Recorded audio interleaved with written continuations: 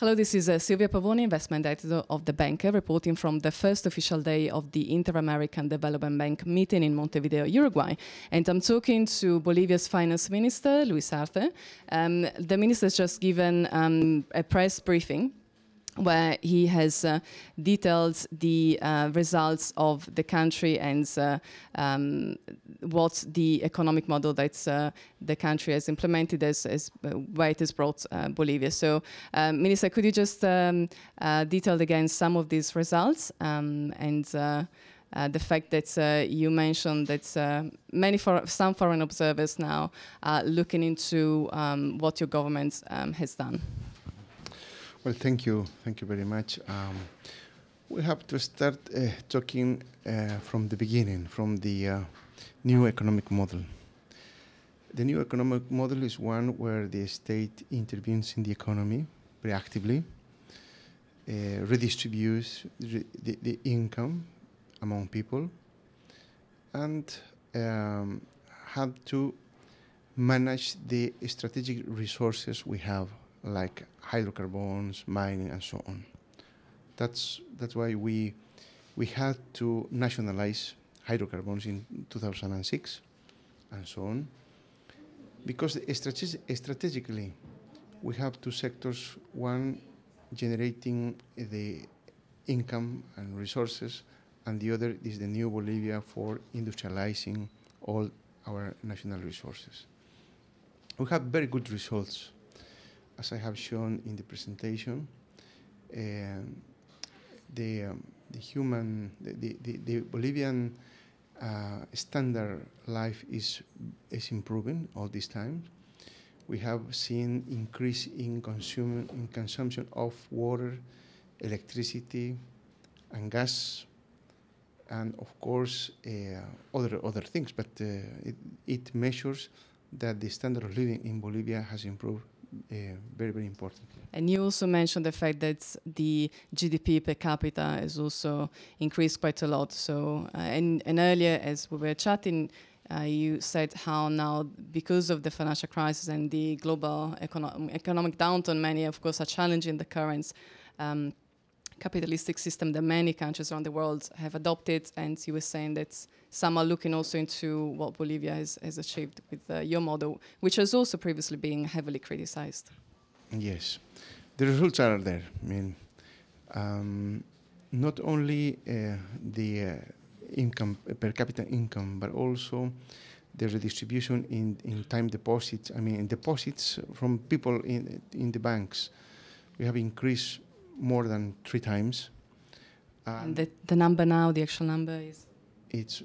We had 3.7 billion in 2005, let's say, and now we have more than $10 billion, in the Bolivian financial system. So it means that we have the money reached people.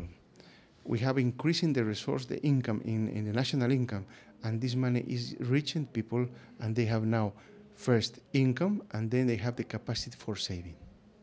Another very interesting point that you touched upon earlier was the fact that the country is getting ready to tap the international capital markets with banks such as Bank of America, Merrill Lynch, and Goldman Sachs helping you structure this deal. Can you give us some more information about that? Sure.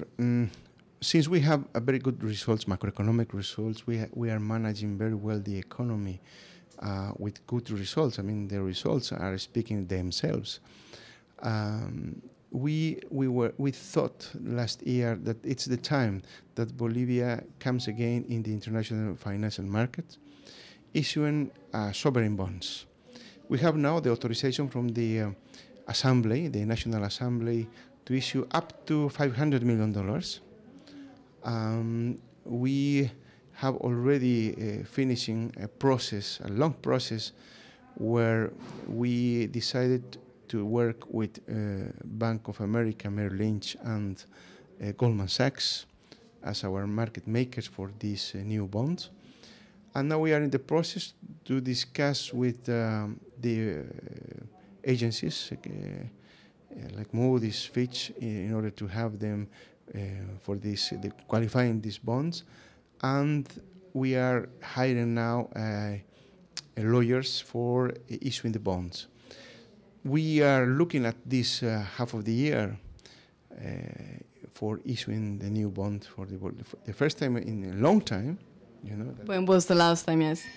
If I remember well, 1917, 1920, it was the last Bolivian issue with J.P. Morgan for a railway, you know. But, you know, it's a long time. We say that in this new step of the Bolivian economy will be, of course, the first one for Bolivia. So there's going to be a significant step, of course, for the governments, and will give the opportunity to some international investors to invest in the country. What about investors that want to set up base in Bolivia? Does the country welcome them, and where has been the interest going to? Well, the investors and the investments are already secure under the new constitution. The new constitution save all the investors and the private property. This is the first thing. Second thing is that Bolivia is already receiving private investor, especially foreign direct investment in Bolivia, in many fields, hydrocarbons, mining, manufacturing, tourism, and so on. So this will be a very good opportunity to show Bolivia to the financial world, to show that Bolivia can receive money from this market that we were not receiving in the past, the recent past. But I think it's also an opportunity for the private sector in Bolivia and the private sector and the public sector, because we will mark the market, let's say. We will see how the international markets view Bolivian economy, and not only the state economy but also the private economy. They will have a ceiling for the issuing bonds if they want, of course. So it will mark the market for Bolivia, not only for the state but also for the private sector as well. Minister Arce, thank you very much for your comments. Thank you.